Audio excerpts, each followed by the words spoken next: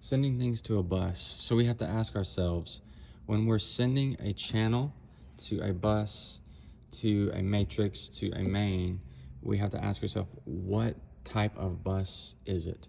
So when we go and we select a channel, we can see that box 1 is being sent to all of these buses. How do I get to this page?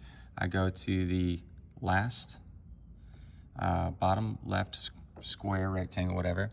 And these are all of our buses. We have keys, drums, bass, tracks, guitar, pulpit, vocals, all these buses. We can see that some of them are off and some of them are on. Gray is off, orange is on. So it is being sent to the reverb buses as a post fader mix.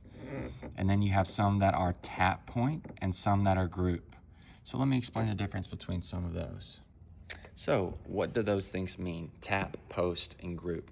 We have to look at what type of bus it is to get the different outcomes of them. So for instance, a post fader bus, anything that is in that bus will be affected by the fader. It is post fader. After the fader is affecting everything. Pre-fader, the fader, it stops before the fader, so the fader would not affect it. What are some examples of pre and post fader? For example, post fader would be our reverbs.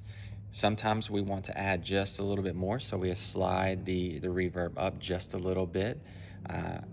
Other times we have to bring it back down.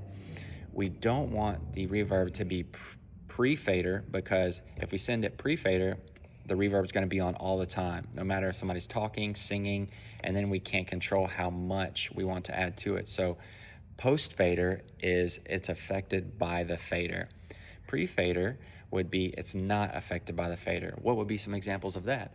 The examples would be a in-ear mix, a monitor mix. Why would they want to be pre-fader? Well, if we're mixing and we turn their mic down because they're too loud and it goes down in their ears, what are they going to do? Well, they're going to try to sing louder, or they're going to fidget with their pack, hurt their voice, and they're going to feel uncomfortable. However, when we send it to them pre-fader, we send it to them and at a certain level and we leave it. That means that level in their ears is not going to change no matter what we do on the fader. We actually have to go to that bus and hit sends on fader and adjust that level in that pack to change the level in their pack.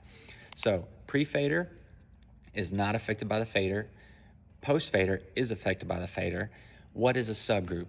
A subgroup or group on here is a bus that basically just attenuates volume. It allows for processing. You know, we have all these signal chains over here. For instance, all of our musicians have a subgroup, and the bass is just sent to here and the drums are all sent to here. That's so we can add extra processing, and that's so we can attenuate the volume so we can mix at unity. So post fader and subgroups are very similar, but you can use them in different ways.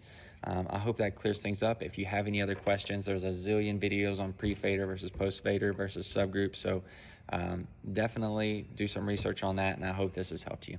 Thank you. Bye-bye.